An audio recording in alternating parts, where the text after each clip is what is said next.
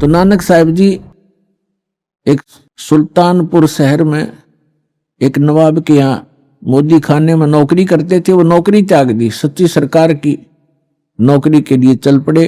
बनारस में पहुंचे, जब देखा जो सचखंड में देखी थी जो सूरत, और वो देखा वहां एक जुलाहे के रूप में कपड़ा बुनते हुए, तब कहा था फाई सूरत मुल्क की वेश, ए ठगवाड़ा ठगी देश, खरा सियाणा बहुता बार ये धानक रूप रहा करता। बोली आत्माओं देखो, ए लोगो आओ, ये अपने आप को छुपाए बैठा है, ये ठग है, ये ठगवाड़ा है। प्यार में रो रो कर कह रहे थे, ये बैठा धानक रूप रहा करता और धानक रूप रहा करता। इसी प्रकार दादू साहिब जी ने कहा है कि जिन मुख को निज नाम दिया सोए सतगुर हमार, दादू दूसरा कोई नहीं ये कबीर सिरजनहार। और मुल्कदास जी ने कहा था, जपो रे मन साहेब नाम कबीर, जपो रे मन परमेश्वर नाम कबीर। और फिर कहा है कि दास मलोक सलूक कहत है, खोजो खसम कबीर, जपो रे मन परमेश्वर नाम कबीर। काफी लंबा प्रकरण है, लेकिन हम थोड़ा थोड़ा आपको प्रमाण दे रहे हैं।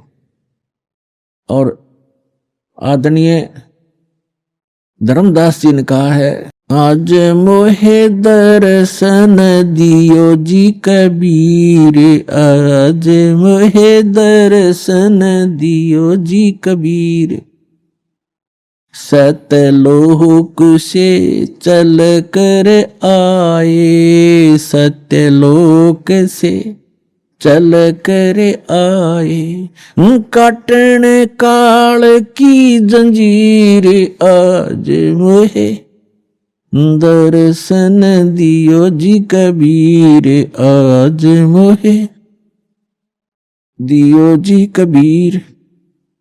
तो ऐसे इन महापुरुषों ने परमात्मा के गुणगान किए। और गरीबदास साहिब जी कहते हैं, अनंत कोट ब्रह्मांड का एक रति नहीं भार, और सतगुरु पुरुष कबीर हैं ये कुल के सृजनहार। गरीबदास साहिब जी ने अपनी अमृतवाणी में परमात्मा की महिमा और हमें जो भगवान ने यहाँ क्रिया करने के संकेत दिए हैं, आदेश दिए हैं, वो वर्णन किया है, सुनाते हैं। क्या बताते हैं, कस्तूरी नाम कबीर है, ये बिन छेड़े मैं कंत, आद अंत की कहते हूँ पटतर कोई न संत। गरीबदास जी कह रहे हैं कि कस्तूरी नाम कबीर है, बिन छेड़े महकंत, और आद अंत की कहते हूँ पटतर कोई न संत। कि जैसे कस्तूरी को चाहे कोई छुओ या ना छुओ, उसमें से प्रॉपर महक आती ही रहती है अपने आप ही।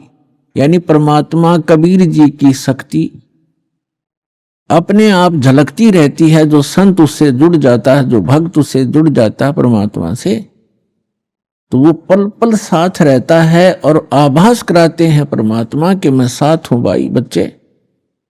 और वो भक्त फिर पल पल में परमात्मा से मिलने वाले लाभ को महसूस करता है। तो यहां कहते हैं कस्तूरी नाम कबीर है, परमात्मा से प्राप्त जो मंत्र है, परमात्मा की शक्ति उस मंत्र जाप करने वाले के अंदर अपने आप कार्य करती रहती है। और बिन छेड़े महकंत, आद अंत की कहते हूं पटतर कोई न संत। गरीबदास जी कहते हैं शुरू से और अंत तक बताता हूं कि इस परमेश्वर कबीर जी के बराबर कोई संत भी नहीं है, भगवान भी नहीं है, समर्थ है। चिदानंद चंदन कला अवगत लहर उठंत, और झिन्न आकार अजोख पद तिरकुटी में दिखंत। तिरकुटी भिरकुटी मेट दे, घट के घाट अनंत, और घट मट से न्यारा रहे जाका आदि न अंत। अब क्या बताते हैं कि जो तुम इस बॉडी में परमात्मा को देखने की चेष्टा करते हो, इसके अंदर परमात्मा का केवल प्रतिबिंब ही देख सकोगे। वो परमात्मा जहां रहता है वो स्थान भिन्न है, वहां जाने की विधि भी उस सूक्ष्म वेद में वर्णित है, अन्य किसी ग्रंथ में नहीं है।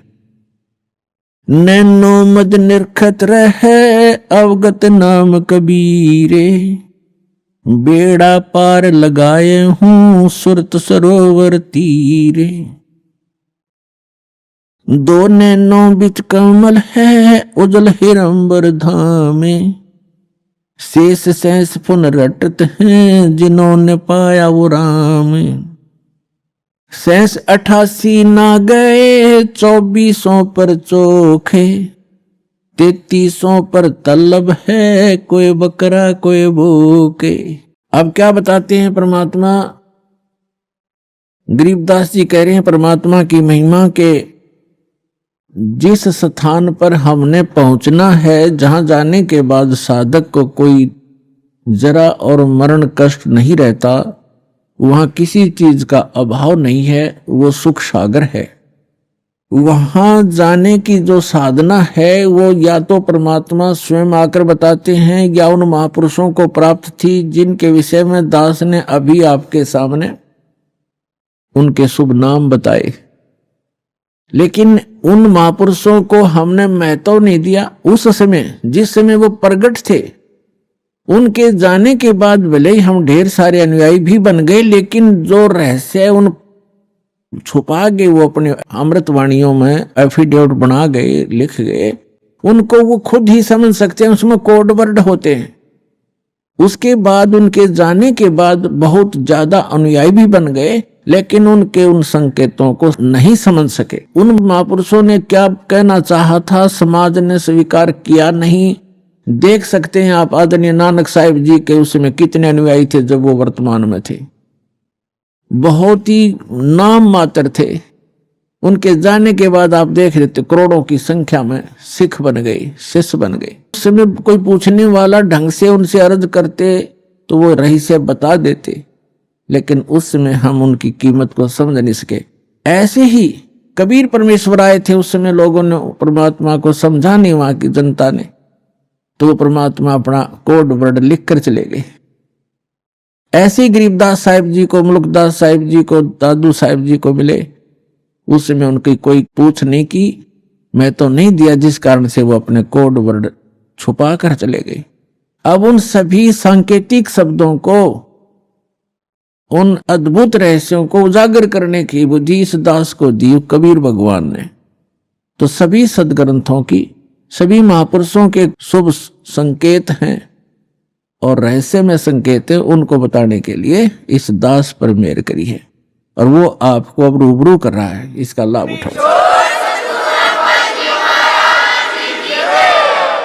अब क्या बताते हैं कि जो ज्ञान परमात्मा स्वयं आकर बताता है वो है मूल ज्ञान, तत्व ज्ञान, और उसको ना समझकर ये 88,000 ऋषि कहते शेष 88 ही ना गए और 24 पर चौखे। 88,000 ऋषि माने जाते हैं सनातन धर्म के अनुसार, और 24 अवतार माने जाते हैं। 25वां अभी आना शेष है। तो ये बता रहे हैं कि आप बात करते हो अपनी इन साधनाओं को से पार होने की, वो 88,000 ऋषि नहीं पहुंचे, और ये 24 अवतार भी उस स्थान को प्राप्त नहीं कर सके। और 33 करोड़ देवता माने जाते हैं। कहते हैं 33 पर तलब है कोई बकरा कोई बोक है।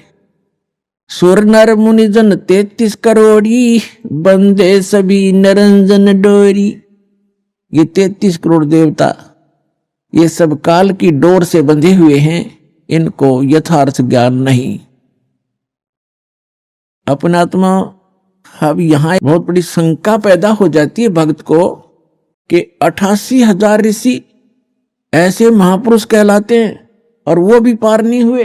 तो पुण्यात्माओं, ये कहने से नहीं प्रमाणों से सिद्ध होगा कि न तो ब्रह्मा विष्णु महेश को ज्ञान था, और ऋषियों को तो होगा कहां, क्योंकि ब्रह्मा जी से ही ज्ञान प्राप्त है इनको। अब एक शब्द दास ने परमात्मा की अमर वाणी से, गरीबदास जी की वाणी से बोला है कि 88 नहीं गए और 2400 पर चौक, 3300 पर तलब है कोई बकरा कोई बोक, यानी 33 करोड़ देवता, 88,000 ऋषि, 24 अवतार जो अभी तक आ चुके, ये मोक्ष प्राप्ति नहीं कर सके।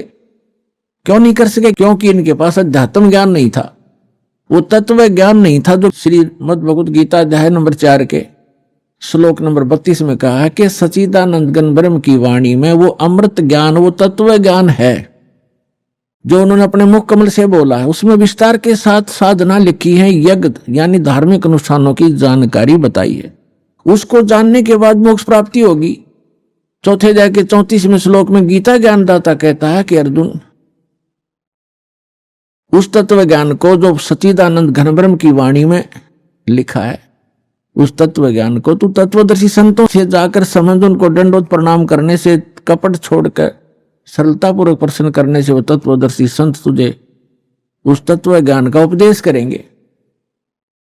तो इसे सिद्ध है कि गीता ज्ञान दाता भी उस तत्व ज्ञान से अपरिचित है, और तत्व ज्ञान से अपरिचित है तो मोक्ष कहां से होगा उनका? तो ये अंडरस्टूड है पुण्यात्माओं कि अभी तक इन ऋषि महर्षियों और इन देवताओं को कख भी पता नहीं था अध्यात्म मार्ग का। केवल डरे डोते रहे, सिद्धियां प्राप्त कर लेते, आकाश में उड़ जाने की, सागर को पी जाने की, अपना जीवन नाश करने के एक चमत्कार हैं, और मोक्ष प्राप्ति के लिए वो मंत्र जो उसका आधार है वो इनको प्राप्त नहीं हुआ। अब इसका प्रमाण देखते हैं। श्री ब्रह्मा जी से ज्ञान प्राप्त है इन सभी ऋषि महर्षियों को,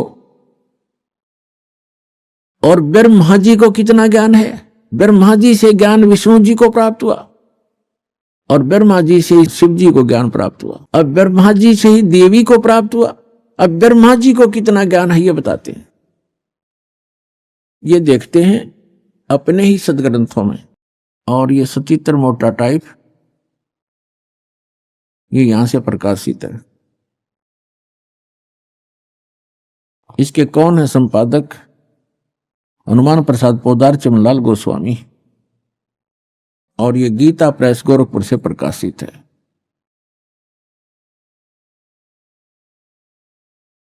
इसके आपको दिखाते हैं 28-29 पृष्ठ पे। ये है पहला स्कंद, संक्षिप्त देवी भागवत देवी पुराण, और 28 पृष्ठ पे यहां Vyas ji, writer of the all Purana and Veda, Narad ji ने कहा, महाभाग व्यास जी, तुम इस विषय में जो पूछ रहे हो ठीक यही प्रश्न मेरे पिताजी ने भगवान श्री हरि से किया था। देवादिदेव भगवान जगत के स्वामी हैं, लक्ष्मी जी उनकी सेवा में उपस्थित रहती हैं, दिव्य कौस्तुभ मणि उनकी शोभा बढ़ाती है, वे शंख चक्र गदा लिए रहते हैं, पीतांबर धारण करते हैं, 4 भुजाएं हैं, वक्ष स्थल पर श्री वत्स का चिन्ह चमकता रहता है, वे चराचर जगत के आश्रय दाता है, जगत गुरु एवं देवताओं के भी देवता हैं। ऐसे जगत प्रभु भगवान श्री हरि यानी विष्णु जी महान तप कर रहे थे, उनकी समाधि लगी थी। यह देखकर मेरे पिता ब्रह्मा जी को बड़ा आश्चर्य हुआ। अतः उन्होंने उनसे जानने की इच्छा प्रकट की। ब्रह्मा जी ने पूछा, प्रभु आप देवताओं के अध्यक्ष, जगत के स्वामी, भूत भविष्य एवं वर्तमान के सभी जीवों के एकमात्र शासक हैं। भगवान फिर आप क्यों तपस्या कर रहे हैं और किस देवता के आराधना में ध्यान मग्न है? मुझे असीम आश्चर्य तो ये हो रहा है कि आप देवेश्वर एवं सारे संसार के शासक होते हुए भी समाधि लगाए बैठे हैं। ब्रह्मा जी के विनीत वचन सुनकर भगवान श्री हरि उनसे कहने लगे, ब्रह्मन सावधान होकर सुनो, मैं अपने मन का विचार व्यक्त करता हूं। देवता, दानव और मानव सब यही जानते हैं कि तुम सृष्टि करते हो, मैं पालन करता हूं, संकर संहार क्या करते हैं, किंतु फिर भी वेद के पारगामी पुरुष अपनी युक्ति से यह सिद्ध करते हैं कि रचने, पालने और संहार करने की यह योग्यता जो हमें मिली है इसकी अधिष्ठात्री शक्ति देवी हैं। वे कहते हैं कि संसार की सृष्टि करने के लिए तुम में राजसी शक्ति का संचार हुआ है, मुझे सात्विक शक्ति मिली है और रुद्र में तामसी शक्ति का आविर्भाव हुआ है। उस शक्ति के अभाव से तुम इस संसार की सृष्टि नहीं कर सकते, मैं पालन करने में सफल नहीं हो सकता और रुद्र से भी संहार कार्य होना भी संभव नहीं। ब्रह्मा जी, हम सभी उस शक्ति के सहारे ही अपने कार्य में सदा सफल होते आए। सुवर्त प्रत्यक्ष और परोक्ष दोनों उदाहरण में तुम्हारे सामने रखता हूं, सुनो। यह निश्चित है कि उस शक्ति के अधीन होकर ही मैं शेष नाग की सैया पर सोता हूं और सृष्टि करने का अवसर आते ही जाग जाता हूं। मैं सदा तप करने में लगा रहता हूं, उस शक्ति के शासन से कभी मुक्त नहीं रह सकता। कभी अवसर मिला तो लक्ष्मी के साथ सुखपूर्वक समय बिताने का सौभाग्य प्राप्त होता है। मैं कभी तो दानों के साथ युद्ध करता हूं, अखिल जगत को भय पहुंचाने वाले दैत्यों के विकराल शरीरों को शांत करना मेरा परम कर्तव्य हो जाता है। फिर यहां बताया है, मुझे सब प्रकार से शक्ति के यानी दुर्गा के अधीन होकर रहना पड़ता है। उन्हीं भगवती शक्ति का यानी दुर्गा जी का मैं निरंतर ध्यान किया करता हूं, मैं उसी की भक्ति करता हूं, साधना करता हूं। ब्रह्मा जी, मेरी जानकारी में, मेरे स्पिरिचुअल नॉलेज में इन भगवती शक्ति से यानी दुर्गा जी से बढ़कर दूसरा कोई देवता नहीं, भगवान नहीं। अपने आत्मा श्री ब्रह्मा जी, श्री विष्णु जी, नारद और व्यास जी के ज्ञान के सतर का अपना पता लग गया कि ब्रह्मा जी तो श्री विष्णु जी को सर्वेश्वर, सब जगत का रचनहार, सबका पालनहार बता रहा है, और विष्णु जी कह रहे हैं मैं तो दुर्गा से ऊपर कोई भगवान नहीं मानता, दुर्गा ही सब कुछ है और मैं उससे ऊपर किसी भगवान से, किसी देव से परिचित नहीं हूं, उससे ऊपर कोई शक्ति ही नहीं है। आज्ञा सत्र श्री विष्णु जी के ज्ञान का, और इन्हीं से ज्ञान प्राप्त है श्री शंकर जी को। अपने आत्मा श्री देवी जी कैसा ज्ञान रखती हैं, उनके पास ले चलते हैं आपको।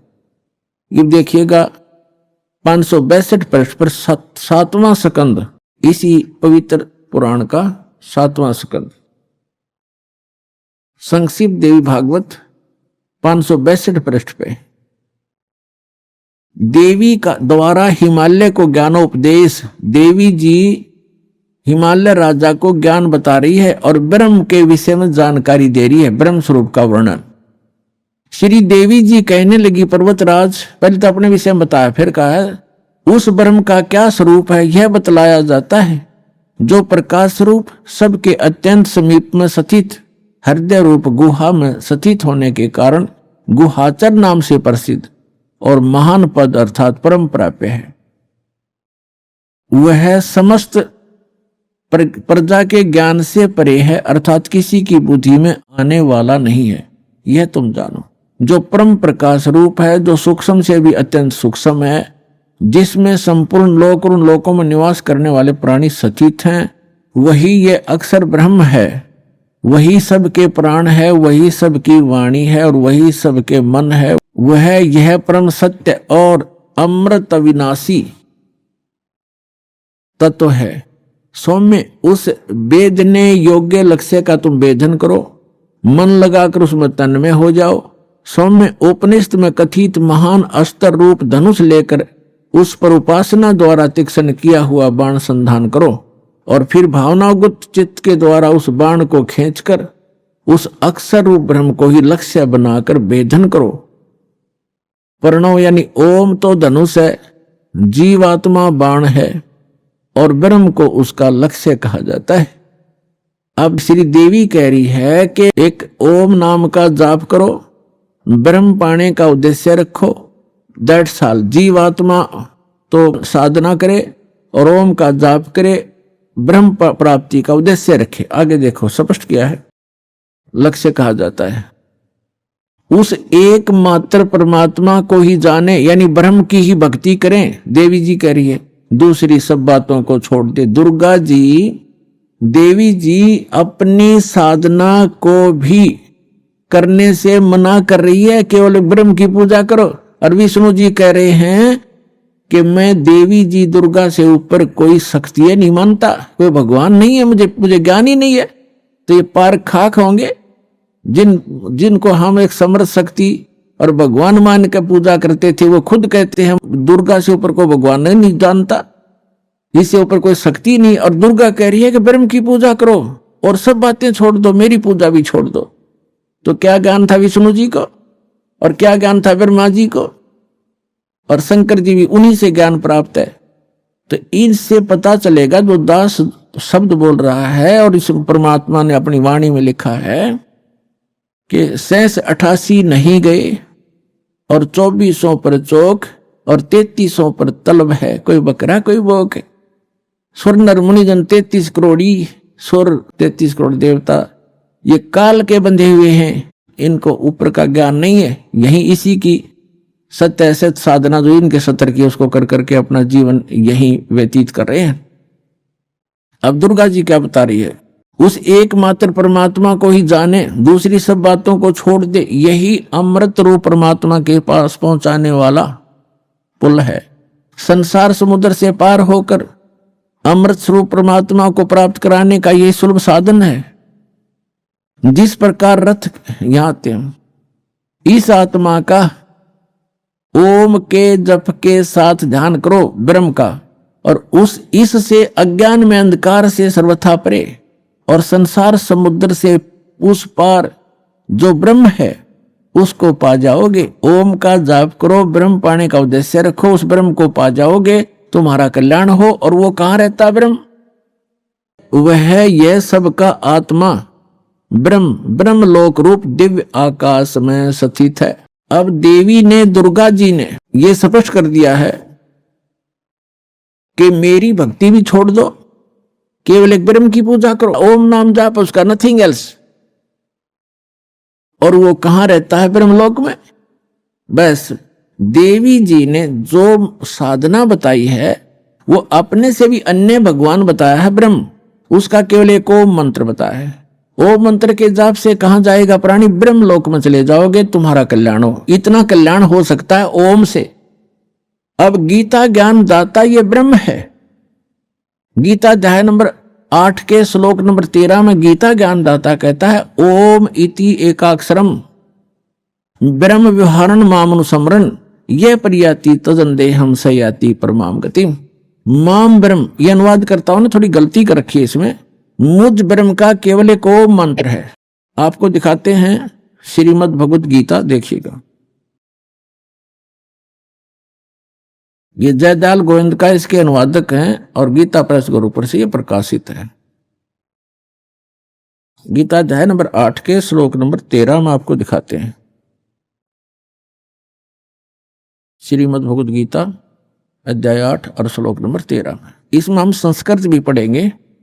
ओम इति एकाक्षरम ब्रह्म व्यवहारण माम अनुसमरण ये प्रियाति तजंदेहम सयाति परमाम गतिम।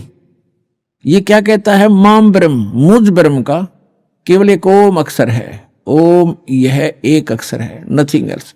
ये प्रियाति तजंदेहम, जो शरीर त्याग कर जाता है ओम नाम का सिमरण करता हुआ, सयाति परमाम गतिम, वह ओम से मिलने वाली परम गति को प्राप्त होता है।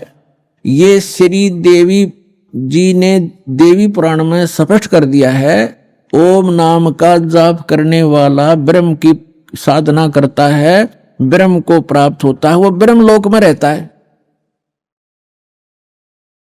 अब श्रीमद् भगवद गीता अध्याय नंबर 8 के श्लोक नंबर 16 में कहा है कि ब्रह्मलोक में गए हुए साधक भी फिर लौटकर पुनरावर्ती आते हैं, उनकी जन्म मृत्यु होती है, वो मोक्ष प्राप्त नहीं कर सकते, पूर्ण मोक्ष प्राप्ति नहीं कर सकते। देखिएगा श्रीमद् भगवद गीता अध्याय नंबर 8 के और श्लोक नंबर 16 में, हे अर्जुन, ब्रह्मलोक पर्यंत सब लोग पुनरावर्ती में हैं। यहां देखना, इन स्टार लगा रखे है, इस पे स्टार यहां है।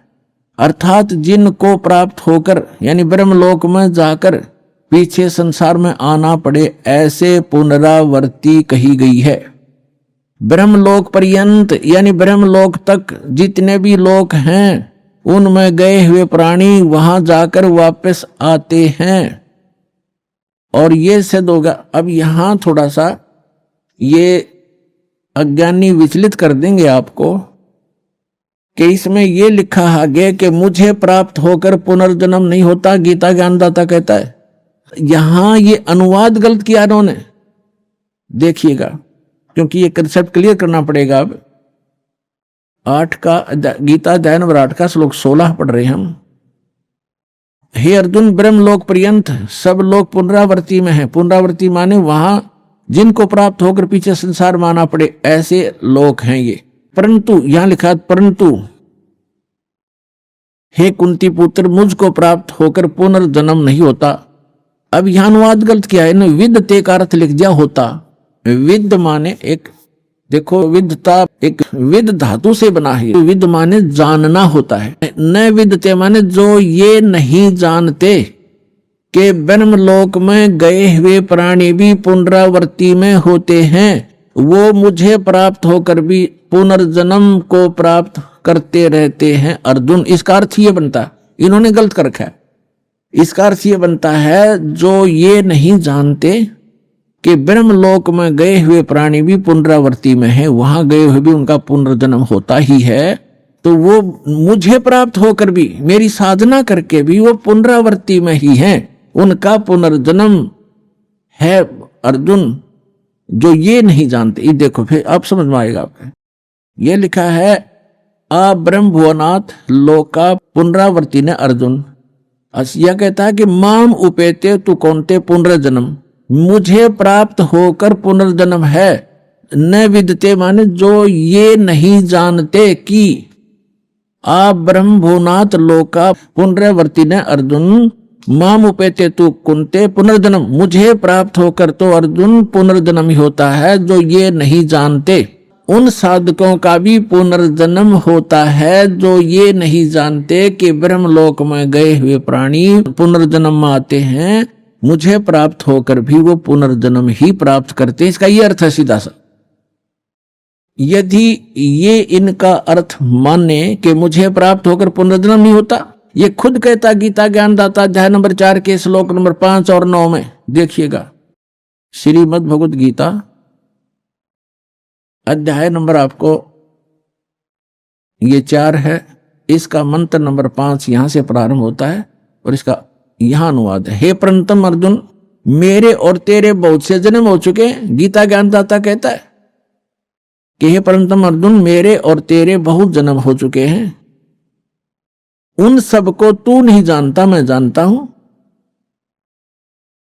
और यहां देखो 9 में, अध्याय 4 के मंत्र 9 में कहा है कि अर्जुन, मेरे जन्म और कर्म दिव्य हैं, अलौकिक हैं। यानी जन्म और मृत्यु तो होता ही है गीता ज्ञानदाता का। आप संत रामपाल जी महाराज जी के मंगल प्रवचन संत रामपाल जी महाराज एप्लीकेशन पर भी सुन सकते हैं तथा उनके द्वारा लिखी पुस्तकें भी डाउनलोड कर सकते हैं। इस वीडियो को देखने के बाद आपकी क्या राय है कमेंट में जरूर बताएं। ऐसे ही और वीडियो देखने के लिए हमारे चैनल को सब्सक्राइब करें और वीडियो को ज्यादा से ज्यादा शेयर करें। धन्यवाद।